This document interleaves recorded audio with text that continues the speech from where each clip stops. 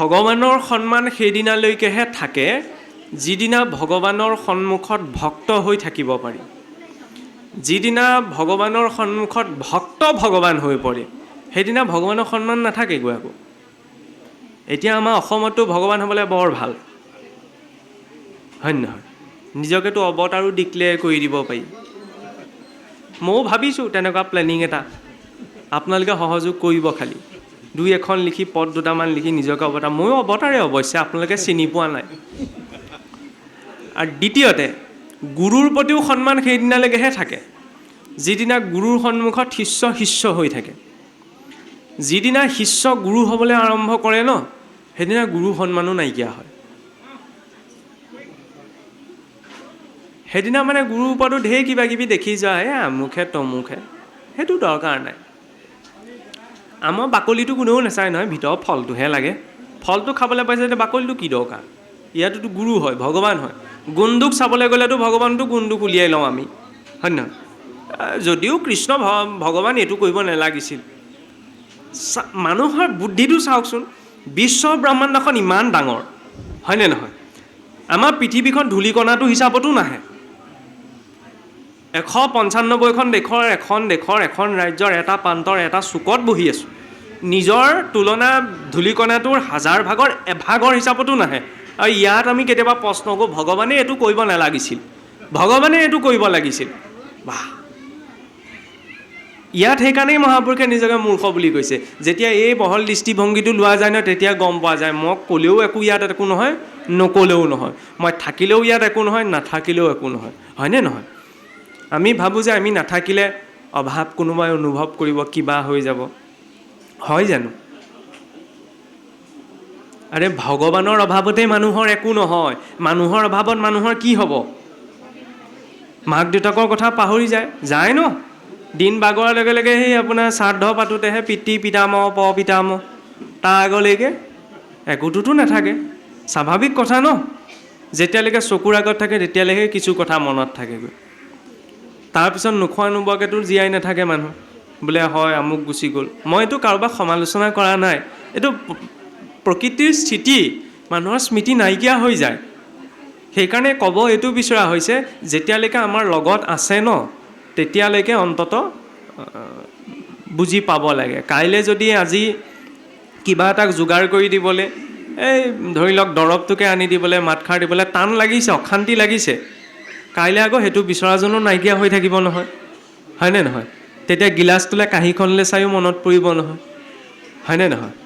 শ্ৰাদ্ধৰ পিছত আৰু খাবলৈ মাতিলে আৰু ধুনীয়াকৈ আৰু দণ্ডৱতে পৰি পেলাই মই মাতোঁ, তেনেকৈ আহিব জানো খাবলৈ, হয়নে নহয়? সেইকাৰণে সময় থাকোঁতেই, আৰু কেতিয়ালৈকে আছে? যেতিয়ালৈকে ঈশ্বৰ শৰীৰটোত আছে। মাধ্যম সেয়াই হ'ব লাগে। ইয়াত এতিয়া মূল প্ৰথমতেতো ইয়াত পৰিচয়টো দিয়া গৈছে যে আছিলন্ত সন্ন্যাসী নামত বিষ্ণুপুৰী পৰম মহন্ত মহাজনৰ মাজে হাৰ, তেন্তে কৰিলন্ত ভাগৱত সাৰ উদ্ধাৰ। যে বিষ্ণুপুৰী সন্ন্যাসীয়ে শ্ৰীমদ ভাগৱতৰ সাৰ উদ্ধাৰ কৰি যি পদ কৰিছিল, ভক্তি ৰত্নাৱলী নামে নাই পতন্তৰ পৰম অমূল্য ৰত্ন ভকতজনৰ। এই ৰত্নটো কণ্ঠত পিন্ধা যায়, হয়নে নহয়? শ্যামন্ত শৰণত আহে নহয়, সেই শ্যামন্তক মণিটো বিচাৰি থাকোঁ, সেয়াইতো নাম। সেইবাবে ভকতক দিছিল, ভকতৰ হাতৰ পৰা গৈ শেষত কৃষ্ণত পৰিছিলগৈ। কৃষ্ণই বিচাৰিছিল ন, দ্বাৰকাৰ অধিপতি হৈ আন বস্তু বিচাৰিবলৈ নাপালে, সত্ৰাজিতক মণিটোৱে বিচাৰি আহিলে যে, কি প্ৰয়োজন আছিল, হয় নহয়? বেলেগতো কংসটোকোতো কিবা কিবি বিচাৰিব পাৰিলেহেঁতেন, সত্ৰাজিতে পোৱা মণিটোকে বিচাৰিবলৈ গ'লে। যি স্থানত বোলে সেইটো থাকে, বাঘৰ ভয় সৰ্প ভয় একোৱেই নাথাকে, ভায়েকে পিন্ধি গ'লে আকৌ সেইটো সিংহই লাহেকৈ বগৰাই ঘূৰাই সহিতে বোলে পেলাইলে মাৰি। মণিৰ মহিমা ইমান কৈছিলে, পিছতে মাৰি পেলালে। সেইকাৰণে যোগ্যজনক নামে তাৰেও নামে খোটেও, হয়নে? নাম ল'লে পাপ হয় মেৰুৰ সমান, হেন জানি জ্ঞানীগণে ললয় হৰি নাম। মৰি গ'ল, এতিয়াতো মোক খেদিবই আৰু এই খাৰ ক'লে। নাম ল'লে পাপ হয় মেৰুৰ সমান, সঁচাকৈ। এইটো ভকতীয়া এটা যোজনা ন, কাৰণ নাম আকৌ কেতিয়াবা নাম ল'লে পাপ হয় মেৰু। প্ৰথমতে আমি অপৰাধযুক্ত হৈ নাম লওঁ, প্ৰথমতে আমি নাজানো ন, কয় সকলোৱে কয় জ্যেষ্ঠজনে গুৰুজনে বোলে নাম ল'ব লাগে, নাম শ্ৰেষ্ঠ, আমি লওঁ। তাৰপিছত কি চেষ্টা কৰা হয়? অপৰাধ শূন্য হৈ নাম ল'বলৈ। আটাইতকৈ ডাঙৰ অপৰাধ হোপা নামতেই আছে। হয়নে নহয়? ভকতৰ কি অপৰাধ? পঞ্চ অপৰাধ, গুৰুৰ 3 অপৰাধ, কৃষ্ণদেৱৰ 32 অপৰাধ, নামৰ 10 অপৰাধ, বৈষ্ণৱৰ 12 অপৰাধ। বৈষ্ণৱটোতো আমি পটককৈ নকয়, আমাৰতো চলিত সমাজত 10 অপৰাধ, 32 অপৰাধ, গুৰু অপৰাধ এনেকেই প্ৰচলিত। গোটেই অপৰাধখিনি আছে। কাৰণ সমস্যা আছে, নাম ল'লেই নহয়, নামৰ ৰেলেভেঞ্চটো দিব লাগিব। যেনেকৈ হৰি মন্দিৰত জোতাই চেণ্ডেলে প্ৰৱেশ কৰা। আমাৰটোতো সেই ভাওনা আগদিনা চাবচোন, কিছু কিছু হেৰিয়ত কৃষ্ণ কৃষ্ণ, ৰাতি ভাওনা হ'ল এইফালে চেণ্ডেলযোৰ, এইফালে কৃষ্ণ, হয় না? এই তাৰপৰা অহালৈকে বৈকুণ্ঠ প্ৰসাদ, ঘৰলৈ পোৱালৈকে বৈকুণ্ঠ প্ৰসাদ হৈ নাথাকে নহয়, হয়নে নহয়? এতিয়া কি ব্যৱহাৰ হ'ল? সৰু সৰু কথা, নহয়নে? আগমুহূৰ্ততে আমি ধৰি লওঁ কি, এই সৰু কথা এটা, ঈশ্বৰৰ যেনেকৈ মূৰ্তিক সামান্য শিল বুলি ভবা, সেইটোও এটা অপৰাধ। গুৰুৰ বাক্য উলংঘা কৰা, বেদক অপমান কৰা, হয়নে নহয়? ভকতক নিন্দা কৰা। এতিয়া সেই বুলি ক'বলৈ যাওঁ, এই কথাটোত অকণমান সমস্যা আছে। ভকতক নিন্দা কৰা কিছু লাগি যায়, তেনেকুৱা ভকত আছে জানো? বিচাৰিবলৈ কোনে ক'লে তেনেকুৱা ভকত? হয় নহয়? আমি বিচাৰি ফুৰোঁ উত্তম ভকত, নহয় জানো? উত্তম ভকত বোলে আমাক লাগে, নিজে উত্তম হয় নহয়? সেইটোতো লাগিব। মই হ'ল বুলিয়ে গৈ DC লগত ফুৰিবগৈ নোৱাৰোঁ নহয়। ৰেংকিং এটা লাগিব ন, ৰেংকিংটো পালেহে ঘূৰিব পাৰিব। মই বিচাৰি আছোঁ উত্তম ভকত, নিজে উত্তম হোৱা নাই, তেতিয়া চবেই উত্তম লাগিব, নহয় যে? নিজে অধম হ'লে চবতে তেওঁ এইটো দিশ ঠিকেই আছে, এইটোত হ'লে তেওঁ বেয়া দিশ, তেওঁ আমুকটো হ'লে ভাল, আমুকটো হ'লে নাজানে, আমুকটো হ'লে নকৰে। কি দৰকাৰ? দৰকাৰ কি? সকলোৱে নিজৰ স্থিতি সাপেক্ষে কৰিব ন। মোৰ দায়িত্ব, মই ভকত ৰূপত পাইছোঁ, সেৱা কৰা, হয়নে নহয়? বাকী দায়িত্বটো কাৰো সেইজনক সোধাই নেৰে। ভগৱানৰ নিচিনা কৰোণাময়তো কৰোণাময়, মই কৰোণাময় বুলি নাজানো। ভগৱানতকৈ কঠোৰ কোনো নাই। তাতকৈ কঠোৰ কোন আছে বাৰু? নিজৰ ঘৰৰ দুৱাৰৰক্ষী 2জন সদায় থিয় হৈ থাকে, কঁকাল বিষে চাগে কিমান ধৰে। চাহিদক অকণমান ভেঙু চালি অকণমান কৰিছিলে, আমি হোৱাহেঁতেন কি বোলে, ঘৰৰ মানুহ বাদ দিয়ক, বাদ দিয়ক, হ'ব বুজাবুজিত বাদ দিয়ক। বুজাবুজি কৰিলে নে? নকৰিলে, 3টা জনমৰ কাৰণে পঠাই দিলে, নহয়নে? যদুবীৰসকলে এই ঈশ্বৰৰ বংশধৰ, কিনো আৰু ধেমালি কৰিলে আৰু ঋষিসকলৰ লগত অকণমান। ঋষিসকলৰ লগত নকৰি কাৰ লগত কৰিব, হয় নহয়? DC লগত ধেমালি কৰিব নোৱাৰি, সেইকাৰণে ধেমালি কৰিবলৈ গাঁৱৰ ভকতজনকে পায়গৈ। বুজি পাইছেনে? ইনডাইৰেক্টলি কিবা এটা কৈছোঁ আৰু। এতিয়া ভকতৰ লগত ধেমালি কৰিবলৈ যাওঁতে যেতিয়া আৰু অভিশাপটো পালে, ক'ব পাৰিলে বাদ দিয়ক, বাদ দিয়ক, মোৰ বংশধৰ হয়, মই ইমান বৰ ডাঙৰ অপমানৰ সন্মুখীন হ'ব লাগিব। ঈশ্বৰটো ক'ব পাৰিলেহেঁতেন, কম ডাঙৰ অপমান নে? নিজৰে বংশৰ মানুহে ঋষিসকলক অপমান কৰি দিলে। ঈশ্বৰে এই লাঞ্ছনাটো কিয় ল'লে? আমাৰ কাৰণেই ল'লে, সেইটো জনাটো প্ৰয়োজন। কৃষ্ণক সেইকাৰণেই ঈশ্বৰ বুলি কওঁ আমি। কৃষ্ণ এইকাৰণেই ঈশ্বৰ নহয় বোলে সুদৰ্শন চক্ৰধাৰী, সময়ক ৰখাই দিব পাৰে। কৃষ্ণ এইকাৰণেই ঈশ্বৰ। শিশুপালে যেতিয়া গালি পাৰি আছিল, আমি 2টা গালি পাৰিলে দেখুৱাই দিম কাক গালি পাৰিছে। সেইজনে 100টালৈকে শুনি থাকিলে ন, কথা দিছিল, বাণীৰ মৰ্যাদা চাওক। যিজনে এটা গালি শুনিয়ে তেওঁৰ শিৰচ্ছেদ কৰাৰ ক্ষমতা ৰাখে, সেইজনে 100টালৈকে গালি শুনি আছিল। সেইবাবে কৃষ্ণ ঈশ্বৰ, কৃষ্ণত্ব সেইজনত প্ৰকাশ পায়। আমি 2টা দিবলৈ নাপায় তাৰ আগতেই প্ৰতিক্ৰিয়া। এইটো নহয়। ঈশ্বৰতকৈ কঠোৰ যেনেকৈ ঈশ্বৰতকৈ সোজাও নাই আকৌ। আমি যে কওঁ মানুহ সোজা, মানুহতকৈ ডাঙৰ সোজা হৈছে ভগৱান। ভগৱানতকৈ সোজা আপুনি ক'তো বিচাৰি নাপায়। অকণ বেঙাও ভগৱান, দুখ দাই নধৰিব খালি। কেলৈ বেঙা বুলি কৈছোঁ জানেনে? আপুনিয়ে ভাবি চাওক, যাৰ ঘৰত দৈ গাখীৰ, মাখন, ঘিউ, কুঁৱা খান্দি খান্দি থোৱা হৈছিল, নন্দৰ ঘৰত 1 লাখ গৰু, হয় নহয়? আমাৰ এজনী খাওঁতেই ডায়েবেটিছে পায়, তাত 1 লাখ গৰু আছিল। 1 লাখ গৰুৰ যেতিয়া মাখন, ঘিউ, আজিও এইবিলাক কুঁৱা নন্দগাঁৱত আছে, বৃন্দাবনত কুঁৱাত থয়। চুৰ কৰিবলৈ কি যায়? এইকণি টেকেলিত থকা গাখীৰ। সোজা নহয় কি হ'ব বাৰু? বোলে তেতিয়া সৰু ল'ৰা আছিল। সৰু ল'ৰা নহয়, যেতিয়া গুৰু শান্তিপনীৰ ওচৰত শিক্ষা গ্ৰহণ কৰি আছিল, বলদেৱক সুধিলে বোলে ঈশ্বৰে কি খাই ভাল পায়? মাতৃ দৈৱকীটো খুৱাবলৈ পোৱাই নাই। তেতিয়া বলদেৱে ক'লে বোলে কৃষ্ণ একো ভালে মাখন ভাল পায়। সেইদিনা মাখন বনালে বোলে বহুত দিন ল'ৰাটোক আজিলৈকে মই খুৱাই দিবলৈ পোৱাই নাই, আজি মই খুৱাই দিবলৈ মাখন অকণমান লৈছিলে, দেখাতে এনেকুৱাকৈ কান্দিলে ভোজনৰ পাতৰ পৰা উঠি নিজৰ কক্ষলৈ সোমাই। তেতিয়ালৈকে উদ্ধৱ জ্ঞান মাৰ্গী আছিল।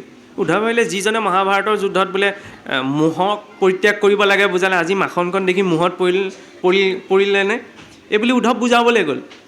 বোলে ক'লে বোলে তুমি ঈশ্বৰ হয়, তুমি মাখনখন দেখি ইমান মোহত পৰিছে। তেতিয়া কৃষ্ণই কৈছিল এতিয়া মোহ নহয়, মোৰ নেত্ৰৰ পৰা অশ্ৰু জল ওলোৱা নাই, ব্ৰজধামত সেই গোপীসকলৰ নেত্ৰৰ পৰা অশ্ৰু ওলাইছে, তাৰ প্ৰতিক্ৰিয়া ইয়াত হৈছে। মানে তেওঁলোকে নাকান্দিলে তুমি ইয়াত নাকান্দা বোলে হয়। এইটো কি ডাঙৰ কথা, ব্ৰজধামৰ মানে মথুৰাৰ মাজত 8 কিলোমিটাৰ দূৰত, মই বোলে আগবেলা গৈ পিছবেলা বুজাই থৈ আহিমগৈ। বোলে যোৱা। সেই আগবেলা গৈ পিছবেলা আহিম বুলি কৈছিলোঁ, 6 মাহৰ পাছত ঘূৰি আহিছে। অৱস্থা বেয়া। অৱস্থা কেলৈ বেয়া? বোলে কান্দিব নালাগে, এইবিলাক মোহ হয়, বুজাবলৈ গৈছিল। তাত গৈ যেতিয়া দেখিলেগৈ, তেতিয়ালৈকে জ্ঞান মাৰ্গী, জ্ঞানৰ অভিমান এটা আছে।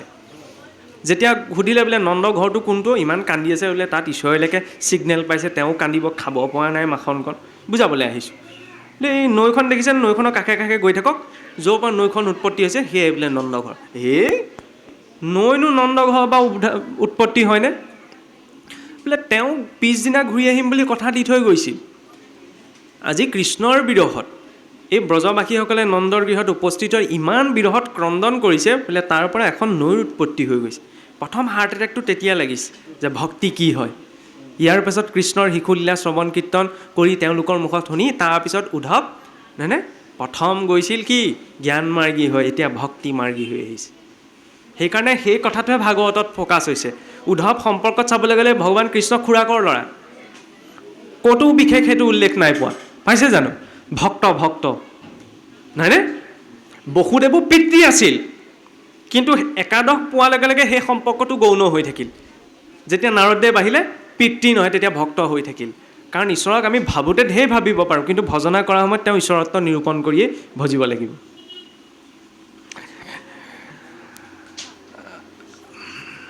মতি অনুসাৰে পদ নিবন্ধিব আৰু কৃষ্ণৰ প্ৰসাদে শৌক লোকত প্ৰচাৰ, মহাজন খবৰ সন্মত অনুসৰি কৃষ্ণৰ কীৰ্তন ৰূপ মংগল আচৰি। সেইকাৰণে চাবচোন, এই যে যিদৰে গ্ৰন্থ আৰম্ভণি কৃষ্ণৰ কীৰ্তনত কৰা যায় নে, কেঁচুৱাটো জন্ম হওঁতেও কৃষ্ণৰ নামতেই হ'ব লাগে। আমাৰ যেতিয়া শৰীৰৰ পৰা প্ৰাণ গুচি যায় তেতিয়া চবেই নাম লয়, যেতিয়া আকৌ প্ৰাণ আহে তেতিয়া কোনোবাই নাম লয় জানো? নলয় নহয়। তেতিয়াও হৰিধ্বনি কৰিব লাগে। বোলে ঔষধ লাগে, ঔষধও এটা কথা, এতিয়া শব্দটো ওলাই গ'ল নহয়, তাৰ মাজতো আকৌ মনা নমনালে ঢেৰ কথা আছে ন। বহুতে এইটো ভাবি থাকে বোলে কেঁচুৱা এটা জন্ম হৈছে কিহৰ ঔষধ, কিবা পাপ কাম হৈছে। পাপ কাম নাই কৰা। আদি কেঁচুৱা এটা নতুনকৈ সংসাৰলৈ আহিছে, চাওক এটা বায়'লজিকেল ইভেণ্টকো এইটো সংস্কৃতিত এটা স্পিৰিচুৱেল ডিগনিটি দিয়া গৈছে। জন্ম হোৱা দিনটোৱে সেইটো দিন ন, যিদিনা সমগ্ৰ পৰিয়ালৰ বিধি বিধান ৰৈ গৈছিল। ধেমালি কথানে? আন মৰিলেও বিধি বিধান নৰয়, কিন্তু জন্ম হোৱা মাত্ৰকে সংসাৰৰ সকলো ৰুল ৰেগুলেশ্যন ৰৈ গৈছিল। কিয় ৰৈ গৈছিল? ইয়াতকৈ আৰু নিজৰ জন্ম হোৱা দিনটোক স্পিৰিচুৱেল ডিগনিটি দিয়া কি লজিক থাকিব পাৰে? এইটোতো আয়ুৰ্বেদত কি কোৱা হয়, প্ৰসৱোত্তৰ বিভাগ, পষ্টপাৰ্টাম পিৰিয়ড বুলি যিটো ছায়েন্সত কোৱা যায় ন, 40 দিনলৈকে কোৱা যায়। ইয়াতটোতো আৰু বুজি পাইছে নহয় কিয় কোৱা হয়? কাৰণ নতুনকৈ সন্তান এটি জন্ম হৈছে, সি নতুন এনাৰ্জি ফিল্ড এখন লৈ আহিছে, হয়নে নহয়? সি পটককৈ ছাৰাউণ্ডিঙৰ এনাৰ্জি ফিল্ডখনত এডজাষ্ট হ'বলৈ অকণমান তাক টাইম লাগে, ইমিউনিটিটো উইক হৈ থাকে, নহয়নে? পটককৈ কিবা এটা ইনফেকশ্যন হোৱাৰ চান্স থাকে, সেইকাৰণে স্পৰ্শ কৰিবলৈ দিয়া নহয়। বোলে তেতিয়াহ'লে বোলে সেইটো প্ৰকৃততে মাকেই পালন কৰিব লাগে। তেতিয়াহ'লে মিতিৰ কুটুম, ইষ্টমিত্ৰ কুটুম্ব, ক্ষমা কৰিব, বংশ পৰিয়াল কিয় লেটিয়াব লাগিছে? এইকাৰণেই লেটিয়াই, জেনেটিক্স এটাই যে, সেই নেলেটিয়া কাৰণেতো এতিয়া বংশ পৰিয়াল চিনি নাপায়, হয় নে নহয়? আগতে অন্ততঃ চোৱা বুলি যে পালন কৰে, বংশ পৰিয়ালকেইটা চিনি পায়। এতিয়া একো নামানে নহয়,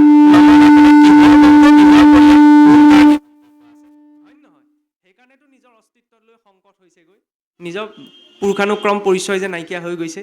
কিয় হৈ গৈছে? আগৰ সেই ৰিলেশ্যনটো আছিল, সেইটো চাইণ্টিফিকলিও প্ৰুভ আছে। কোনোবাই মানে নামানে নিজৰ কথা, ইয়াতোতো লগাই দিয়ে যাব লাগে নালাগে। আৰু এই কাগজখিলা আঙুলিটো চুলে ফিংগাৰ প্ৰিণ্টছটো বহি যায়। আধাৰ কাৰ্ডত সেই বায়'মেট্ৰিক্সটোৱে আছে ন, আঙুলিটো চুলেই যেতিয়া চাপটো থাকি যায়, তেতিয়াহ'লে জেনেটিক্সটো চাপ নাথাকিবনে? হয়নে নহয়? যিজন গুচি গ'ল তেওঁ নিজৰ কৰ্মবশতঃ যাব, কিন্তু যিজন আহিছে শুদ্ধিকৰণত যে নামষাৰ গোৱা যায়, নামষাৰ কিয়? কাৰণ আমি জীৱটো আহিছে হয়, ক'ৰ পৰা কেনেকৈ আহিছে আমি নাজানো। জীৱই তৰাবও পাৰে, গিৰাবও পাৰে। গতিকে তাত যদি কিবা তাৰতম্য আছে ন, ভগৱন্তৰ চৰণত সেইদিনাই জনোৱা হয়, সেইটোহে ভাৱ। ইয়াততো বেলেগ আৰু হজম কৰিব নোৱাৰা কোনো কথা নাই, নহয় জানো? এতিয়া এই কথাটো যে কোৱা হ'ল যে নিখিল বেদৰ আহাৰ মহাভাগৱত সদ্য ভক্তি প্ৰদজাৰ অতুল মহত্ব, এতেকেহে সমস্ত বেদৰ শ্ৰেষ্ঠতৰ পৰম গোপনী ইটো সমস্ত শাস্ত্ৰ। শ্ৰীমদ ভাগৱতক গোপন শাস্ত্ৰ বুলি কৈছে। এতিয়া গোপন হয় নহয়? এতিয়া গোপন? এতিয়াতো চবে জানে নহয়, শ্ৰীমদ ভাগৱত আজিও গোপন শাস্ত্ৰ। শব্দবিলাকহে আমি পঢ়ি আছোঁ, তাৰ প্ৰকৃত তাৎপৰ্যটোতো পোৱা নাই, হয়নে নহয়? সেইকাৰণে আমি সৎসংগ বিচাৰি যাওঁ। ভাগৱতে কোৱা নাই ন সৎসংগ বিচাৰি যোৱা, ক'ৰবাত কৈছেনে? মহাৰাজ পৰীক্ষিতে বিচাৰি গৈছিল অভিশাপ পোৱাৰ লগে লগে, ঋষিমুনিসকলৰ ওচৰলৈ গ'ল। সৌনকাদি ঋষিসকলে কি ক'লে? তপ কৰা, জপ কৰা, যজ্ঞ কৰা। মই চব এৰি থৈ আহিছোঁ, মোৰ হাতত এতিয়া শৰীৰটো বাহিৰে একো নাই। কি কৰিছিল? গংগাৰ পাৰত গৈ উত্তৰ মুখে দিশ কৰি বহি আছে। শুকদেৱক ফোন কৰি মাতিছিল নি? মৰিব হ'ল আৰু আহক ভাগৱত কওকহি। নাই মতা ন? আমি আকৌ মাতোঁ নহয়, যাব হ'ল আৰু ঘোষা ভাং মেলক, হয়নে?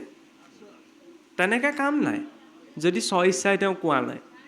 স্বইচ্ছাই ক'ব লাগিব ন। আঙুলিটো কাটিলেই ভাগৱত শুনি থকা সম্ভৱ নহয়, বিষাব, সেইজনে কেকাই মেকাই আছে। যদি তেওঁ স্বইচ্ছাই কৈছে তেতিয়াহ'লে ক্ৰিয়া কৰিব, যদি স্বইচ্ছাই নাই কোৱা তেতিয়াহ'লে সেয়াই ক্ৰিয়া নকৰে। ঠেলি ঠুলি নিব পাৰি, বোলে ভকতে ক'লে হৈ যায়, ক'লে হয়, কিন্তু আমাৰ নিজৰ লেভেলটোতো চাব লাগিব, স্থিতিটো, হয়নে নহয়? স্থিতিটো এইকাৰণে, ইয়াতো স্থিতিৰ কথা আছে। কাৰণ আপোনাৰ এই সোমাই অহা ৰাস্তাটো যদি মই 2 লেন বনাই দিওঁ বুলি কয়, মানিব নামানে? নামানে ন। MLA জনে ক'লে আকৌ মানিব নহয়, হয়নে নহয়? কথাটোতো একেটাই আছিল, মই ক'লত নামানে, তেওঁ ক'লত মানিব। স্থিতিটো চা, ভকতে ক'লে হৈ যায়, কিন্তু সেই কথাটো ক'বলৈ যাতে মই মোৰ স্থিতিটোওতো চাব লাগিব, আনক নহয় নিজক, তাৰপিছতহে সকলো হ'ব। এতিয়া গোপন বুলি এইকাৰণেই কোৱা গৈছে কাৰণ ভাগৱতৰ মূল বিষয় হৈছে সৎসংগ। সৎসংগটোতে আমাৰ মিছকনচেপশ্যন এটা আছে, আমি যেতিয়া বিচাৰি যাওঁ। এইটো একমাত্ৰ উদাহৰণ নহয়, চাবচোন শুকদেৱৰ পাছত আনকি উদ্ধৱো মৈত্ৰেয়ক যেতিয়া পঠাইছে, মৈত্ৰেয়ৰ ওচৰলৈ যেতিয়া বিদুৰ গৈছে, বিদুৰক বিচাৰি যোৱা নাই, লগ পাইছে। উদ্ধৱকো যেতিয়া বদৰিকাশ্ৰমলৈ পঠাই দিছে, বিদুৰক বিচাৰি যোৱা নাই, বিদুৰক লগ পাইছে। ভক্ত ধ্ৰুৱয়ো যেতিয়া গৃহৰ পৰা ওলাইছে, তেওঁ নাৰদদেৱক বিচাৰি যোৱা নাই, নাৰদদেৱক লগ পাইছে। প্ৰহ্লাদৰ ক্ষেত্ৰতো লগ পাইছে। মানে কি, য'ত বিচাৰি যোৱা হয় ন, তাত কি হয় জানেনে? এই গুণ দুখবিলাক বেছিকৈ চকুত পৰে। তেখেতে চুৰি এখন এনেকৈ পিন্ধিব নালাগিছিল, চাকি গছ এইফালে জ্বলাব লাগিছিল, ধূপ গছ এইফালেহে জ্বলাব লাগিছিল। আমাৰ সমাজত নিৰ্ণয় আছে, মই সেইটোতো নৎসাত কোনেও কৰিব নোৱাৰে, নহয় জানো? চাকি গছ জ্বলোৱা, ধূপ গছ জ্বলোৱা, ধুতিখন পিন্ধা, কিন্তু নিৰ্ণয়বিলাক যে বেলেগ বেলেগ, নিৰ্ণয়বিলাক নিমিলিলে মানে বৰ বেছিকৈ সেই ভেদ বিচাৰটোত দৃষ্টিটো পৰি থাকে। তেওঁ এনেকৈ কৰিব নালাগিছিল, তাৰ ফলত মানে সৎসংগ হৈ নাথাকেগৈ। সেইকাৰণে অন্তৰত যেতিয়া ভাৱটো আহে ন, সৎসংগ জীৱনত ঈশ্বৰে উপলব্ধ কৰাই দিয়ে। ভাগৱতৰ মূল গোপন বিষয় হৈছে এইটো। আৰু সৎসংগ এয়া নহয় বোলে ভাগৱত ভাগ আমি মেলি ল'লোঁ, তেতিয়াতো স্বয়ং সুখ পৰীক্ষিতৰ আমি সংগ পাওঁ, হয়নে নহয়? এতিয়া ৰত্নাৱলীৰ প্ৰতিটো বাক্য মহাপুৰুষ মাধৱদেৱৰ বাক্য, বিষ্ণুপুৰী সন্যাসীৰ বাক্য, নহয় জানো? ভাগৱতৰ মূল হ'ল তেতিয়া তেওঁলোকৰ সংগ মানে মানুহজনৰ ওচৰত বহি থকাটোৱে সংগ নহয় নহয়। অন্যতো সৎসংগ লাগিব, নহয়নে? বাক্যত সৎসংগ লাগিব, আচৰণত সৎসংগ লাগিব, তেতিয়াহে ক্ৰিয়া কৰিব। মহা অন্ধকাৰময় দুৰ্ঘোৰ সংসাৰ আকৌ তৰিবাক প্ৰতি ইচ্ছা আছে যাৰ। ভাগৱত বা ৰত্নাৱলী সকলোৰে কাৰণে নহয় আকৌ, আমি যে আকৌ সকলোৰে কাৰণে, ইয়াত কৈছে ন, যদি সকলোৰে কাৰণে হ'লহেঁতেন তেতিয়া এইটো স্পেচিফিককৈ মেনশ্যন নকৰিলেহেঁতেন। মহা অন্ধকাৰময় দুৰ্ঘোৰ সংসাৰখনক অন্ধকাৰৰ লগত কিয় তুলনা কৰা হৈছে? কাৰণ মায়াৰ উদাহৰণ দিবলৈ যাওঁতে চাবচোন এটা কথা উদাহৰণ আহে প্ৰত্যেকতে, বোলে জৰিতে সৰ্পৰ ভয়। ৰছীডালক বোলে আন্ধাৰে মুন্ধাৰে যাওঁতে তাতে সাপ বুলি ভাবিলে, কিয় ভাবিলে? তাত পোহৰ নাই, পোহৰ থকা হ'লেতো মানুহে ৰছীডালকে সাপ বুলি নাভাবে। সংসাৰখনকো বাস্তৱ বুলি তেতিয়ালৈকেহে ভবা যায় যেতিয়ালৈকে ইয়াত আধ্যাত্মিকতাৰ পোহৰটো নপৰে। যিদিনা আধ্যাত্মিকতাৰ পোহৰ পৰে ন, এক্সৰেত হাড়ডাললৈকেহে ওলায়, ইয়াত হাড়ৰ ভিতৰত কি আছে সেয়ালৈকে ওলাই যায়, হয় নহয়? আমি যে কওঁ চাবচোন, অসমীয়া ভাষাত কিছুমানে কয়, আমি মুখ দেখিলেই গম পাওঁ কোন কেনেকুৱা। কিন্তু এইটো নিগেটিভ চেন্সত কয়, কিন্তু একচুৱেলিও হয়। ইয়াত এযোৰ চশমা আছে, সেইযোৰ চশমাযোৰ পিন্ধিলে মানে একেবাৰে ভিতৰলৈকে চাই দিব পাৰি, সেইটো চবকে দিছে। মানুহজনলৈ ভৰি নখৰ পৰা ওপৰলৈ চাই দিলে আপুনি গম পাব পাৰে ন মানুহজন কেনেকুৱা হ'ব পাৰে, চিন্তাধাৰা কি হ'ব পাৰে, সেইকণ কেপাচিটি ঈশ্বৰে চবকে দিছে।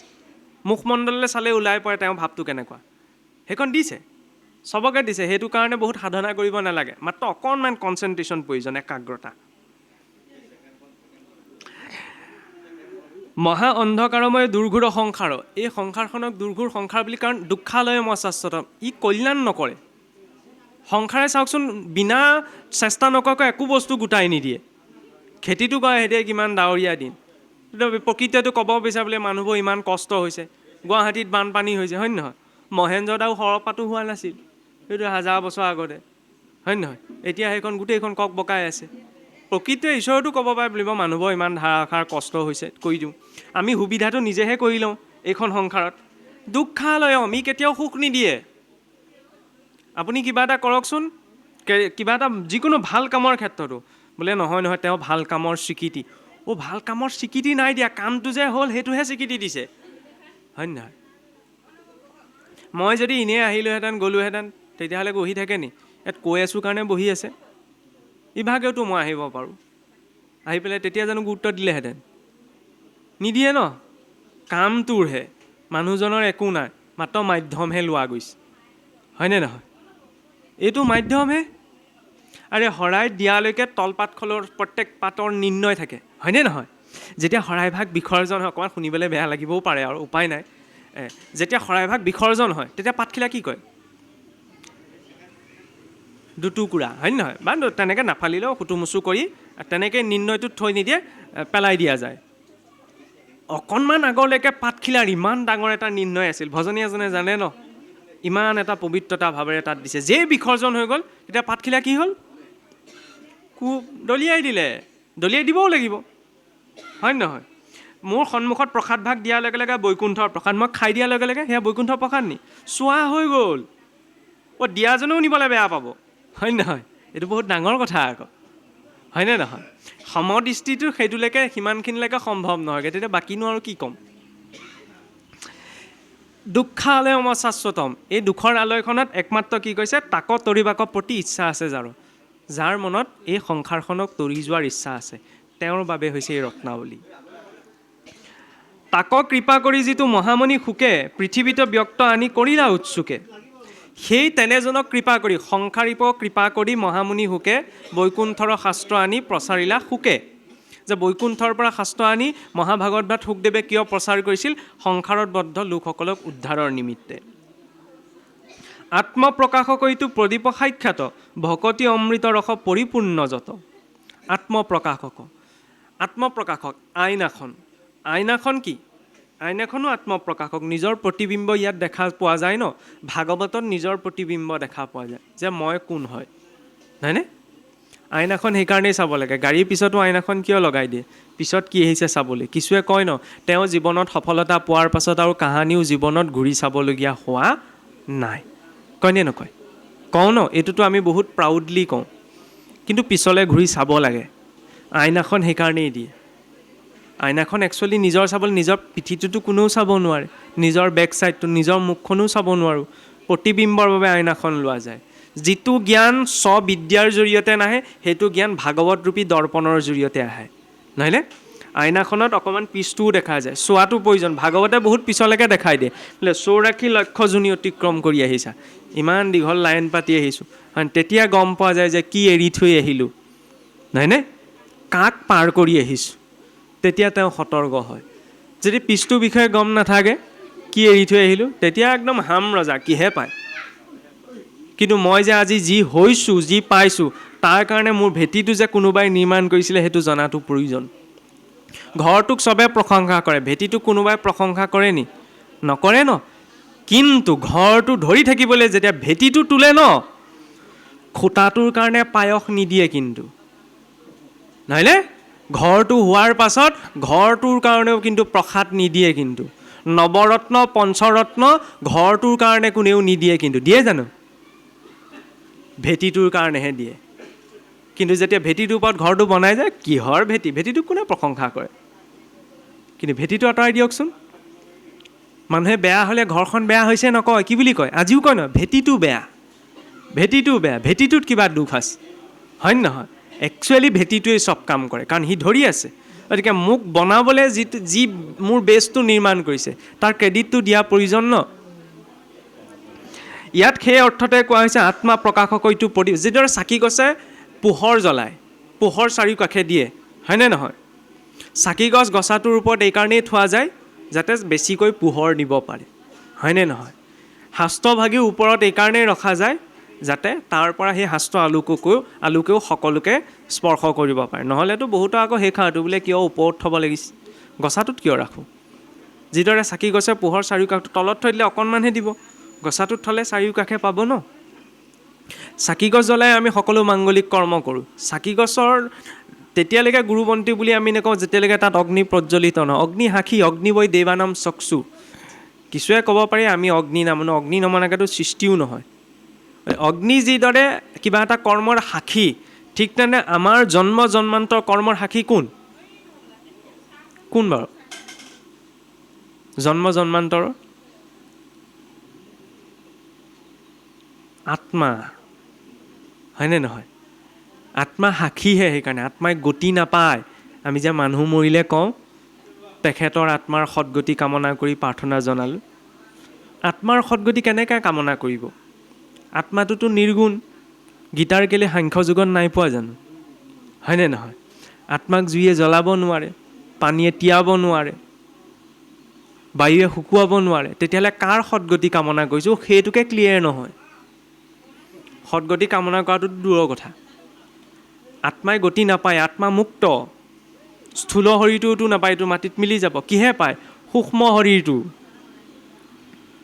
ইয়াৰ ভিতৰত আৰু এটা শৰীৰ আছে নহয়, যাক চাপটেল বডি বুলি কোৱা যায়। যাওঁতো সূক্ষ্ম শৰীৰটো লৈহে যায় ওপৰলৈ যাত্ৰা কৰোঁতে, হয়নে নহয়? আত্মাটোতো মুক্ত, ই কোনো গুণ দুখৰ স্পৰ্শ নকৰে ইয়াক। ইঞ্জিনটো বেয়া হয়, ভাল হয়, কিন্তু ইঞ্জিনটোৰ গুণ দুখে তেলখিনিক স্পৰ্শ নকৰে। তেল তেলেই, পেট্ৰল পেট্ৰলেই, ডিজেল ডিজেলেই, নহয় জানো?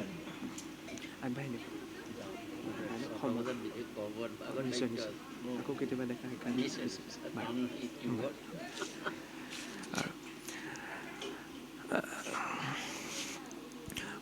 গতিকে যেতিয়া আমাৰ জন্ম জন্মান্তৰৰ ইমান যুগ যুগ ধৰি পাৰ কৰি অহা জীৱনটোৰ সাক্ষী ৰূপত আত্মা আছে, সেই আত্মাক আমি নিজেই জানিব নোৱাৰোঁ, কাৰণ আমাৰ নিজৰ ভিতৰত সোমাইছে। তাৰ প্ৰদীপ ৰূপত দৰ্পণ হৈছে ভাগৱত, নহয়নে? সেই অৰ্থত এই কথা কোৱা হৈছে যে আত্মপ্ৰকাশকৈটো প্ৰদীপ সাক্ষাৎ ভকতি অমৃত ৰস পৰিপূৰ্ণ যত। অমৃত বুলি ক'লেও মানুহে আজিও পদাৰ্থ এটা ভাবি থাকে, বোলে দেৱতাই খাবলৈ পালে অসুৰে নাপালে। অমৃত এটা এক অৰ্থত চাবলৈ গ'লে পদাৰ্থ নহয়। চিন্নন্ত বিশ্বহে অমৃত পুত্ৰস্য আজু ধামানি বেদাহম এতম পুৰুষম মহন্তম মাদিত্য বৰ্ণম তমসা স্ফুৰস পৰস্তাত। যে হে অমৃতৰ পুত্ৰসকল, মই সেই তিমিৰাতিত পুৰুষৰ পৰিচয় জানিব পাৰিছোঁ। প্ৰত্যেক জীৱকে অমৃতৰ পুত্ৰ বুলি কোৱা হৈছে। অমৃতৰ পুত্ৰ মানে কি? অমৃত কোন? ঈশ্বৰ। ঈশ্বৰৰ গুণ তেতিয়াহ'লে প্ৰত্যেক জীৱৰ ভিতৰত আছে। সেইকাৰণে চাবচোন, ঈশ্বৰ যে আছে তাৰ প্ৰমাণ কি?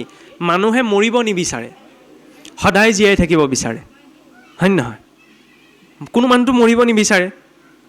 অকণমান ঠেকা ঠুকা পালেহে আৰু ক'বলগীয়া হয়গৈ আৰু মোৰ জীয়াই থাকিবলৈ মন নাই।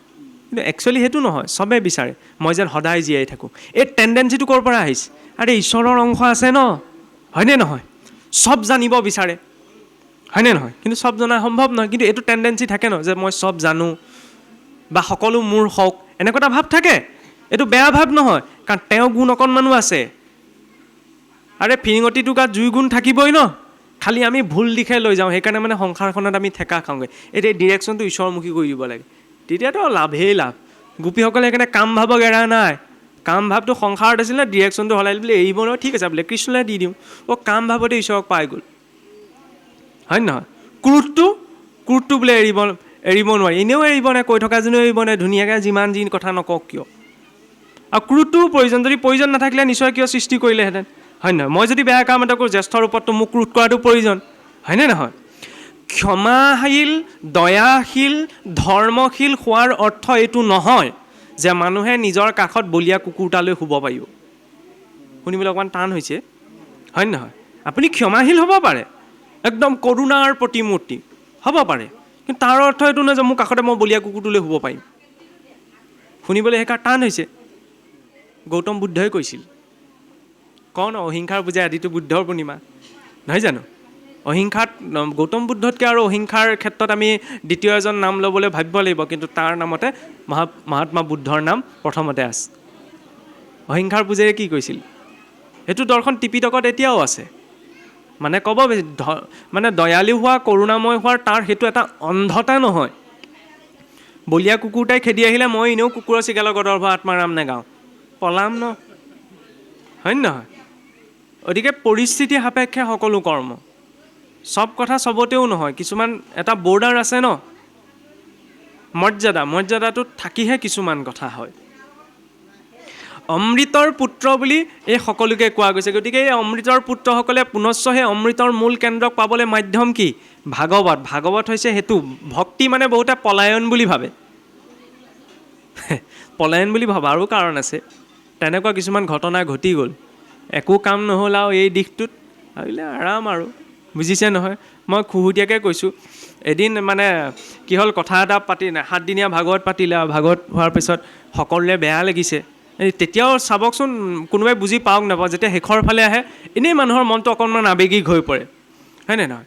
এই ভকত দুজনে কথা পাতি আছে, পাতি থাকোঁতে তেওঁ খুহুতীয়া অৰ্থত কৈছে যেনিবা, সেয়া বোলে এই চবৰে যে বেয়া লাগিছে বিদায়ৰ সময়ত, কেলৈ বেয়া লাগিছে তুমি জানানে? কেলৈ বেয়া লাগিছে? আৰু চবৰে ভাগৱত আজি 7 দিন একেলগে থাকি মেলি পঢ়িলে মেলিলে, এতিয়া আৰু চব ঘৰা-ঘৰি গুচি যাব, সেইকাৰণে বেয়া। বোলে সেইকাৰণে বেয়া লাগিছে নি? কাইলৈৰ পৰা আকৌ আৰম্ভণি হ'ব আমুকত।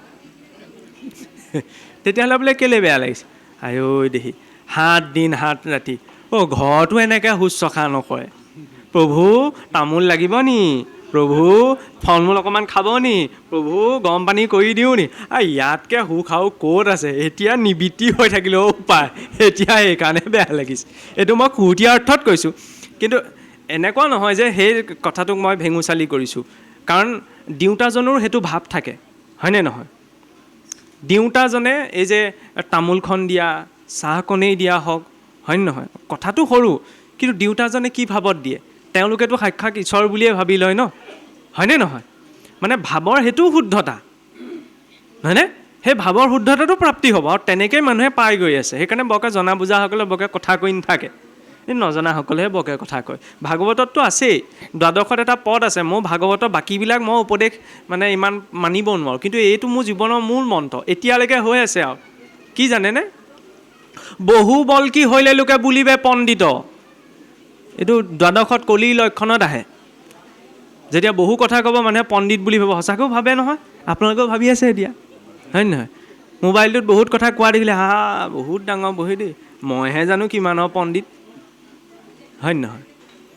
ভক্তিটো সেইকাৰণে পণ্ডিতালি নাইকৈ পণ্ডিতালি কৰিবলৈ কওঁতাজনো লাগি যায়, আৰু শুনাসকলেও পণ্ডিতালিৰ পিছতেই দৌৰে, হয়নে নহয়? গাঁৱৰ কোনোবা এজনে ক'লে তেতিয়াতো শুনিব লাগিছিল, নুশুনে ন, কোনে শুনিব? দেউৰীজনক মাতিলে, দেউৰী এইফালে ইয়াত দিবল থাকি গ'ল, সেইটো ব্যৱহাৰ। আৰে এফালে কওঁ বৈকুণ্ঠৰ প্ৰসাদ আনি দিছে। মই অলপ আগত এই কথাটো কৈছিলোঁ, মোক সন্মান নকৰিলেও কোনো কথা নাই, মই পৰিভ্ৰমী নিচিনাকৈ ইয়ালৈ আহিলোঁ, ইয়াৰ পৰা মই উঠি গুচি যাম, হয় নহয়? ওলোটাই চাগে মই আপোনালোকক খবৰো নলওঁ, ল'ম জানো? আৰে নলয়, অনুষ্ঠানো শেষ, ভকতো শেষ, সম্ভৱ নহয়। কিন্তু খবৰ কোনে ল'ব? কাইলৈ যদি বিপদ এটা হয়, কিবা এটা অনুষ্ঠান এটা হয়, তেতিয়া মই নাহোঁ, সেই গাঁৱৰ নামতি দেউৰী সেইজনহে আহিব, হয় নহয়? সেইকাৰণে তেওঁলোকৰ সন্মানটো লাগে। আগতেতো গ্ৰাম্য সমাজত এইটো আছিল, বোলে গায়ন কোন, বায়ন কোন, হয় নহয়? এনেকৈ সোধা যায়, দেউৰী কোন, বহুত বহুত সন্মানিত পদ হয়। আমাৰ মানুহে নিজৰ মানুহখিনিকে সন্মান কৰিব কোনোবাখিনিত অকণমান নাজানে, সঁচা কথা ক'বলৈ গ'লে। সেইকাৰণে এনেকুৱা হৈছে, মানুহ বুলিয়েই নাভাবে দেউৰীজনক, হয়নে নহয়? পাতখন যদি নিজে তুলি নিব মই পাৰোঁ, নিব লাগে ন, আকৌ ইজনলৈ কিয় চাব লাগিছে? ইয়াত থাকি গ'ল, ইয়াত থাকি গ'ল, সেইটো নহয়। সেইটো বহুত সন্মানিত এটা পদ হয়। গতিকে সেই পদৰ প্ৰতি সন্মান লাগে, ভাৱ সেইখিনিতে আছে, হয়নে? মোক নকৰিলে হ'ব, সেইসকলক লাগে। কি কৰিছে দৰকাৰ নাই, কৰি থাকক। যদি এইযোৰ ইউনিফৰ্ম পিন্ধি খেলি মেলি কৰিছে, তেতিয়াতো মাধমা পামেই, হয়নে নহয়? মই স্কুলৰ ইউনিফৰ্মযোৰ পিন্ধি যদি ধাবাখনত বহি থাকোঁগৈ, ঘৰতো মোৰ পিঠি চাল এৰ খাবই, স্কুলৰ পৰাও বহিষ্কাৰ কৰিব, ইউনিফৰ্ম য'ত কেলৈ গৈছিলি? এইযোৰ কম ডাঙৰ ইউনিফৰ্ম নে? নেদেখাজনেও ধুতিখনৰ সন্মান কৰে, কয় নকয়? হয়নে? কোনোবাই বোলে একো নাজানে, আনকি মুছলিমজনেও খ্ৰীষ্টানজনেও ক'ৰবাত যদি বেংকে চেংকে যাওঁ নিজে পাইছোঁ কাৰণে ধুতিখন পিন্ধি যোৱাৰ লগে লগে বেলেগ এটা ভাৱত চায়। ধুতিখনো ইমান লোকে দামী কাপোৰ পিন্ধে, ব্ৰেণ্ডেড কাপোৰ পিন্ধে, বুজিছেনে? মোক চাওক, মই ইমান দামী কাপোৰ, আমাৰ 200 টকাতে হৈ যায় কাম, হয়নে? ফুট এটা লৈ গ'লেতো কথাই নাই, ঘূৰি ঘূৰি চাব। বৈষ্ণৱৰ বেগ বুজাও ইমান শকতি আছে। মই অকণমান ধেমেলীয়াকৈ কৈছোঁ, নহ'লে এইকাৰণেই কোৱা প্ৰয়োজন, নহ'লে আকৌ মানে এইখন পিন্ধিবলৈও কেতিয়াবা সমস্যা হৈ যায়। বিহু দিনা যদি ডেকা মানুহ এজনে এইখন পিন্ধি মিতিৰৰ ঘৰলৈ যাবলৈ হয়, কি বুলি সুধিব?